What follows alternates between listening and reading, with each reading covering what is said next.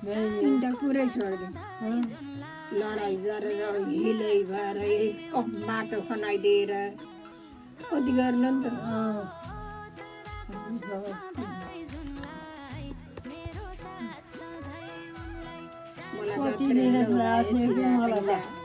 जातिले किनेर लगाएको थियो देख्न पाइयो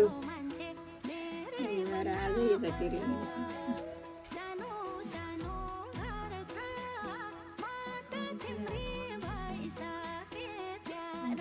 अहिले त सधैँ राम्रै छ ठिकै छ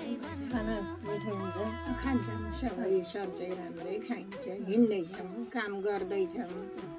तपाईँहरू अब सक्नुहुन्न मैले त सक्दिनँ हामीले अझ अलिअलि गर्दैछौँ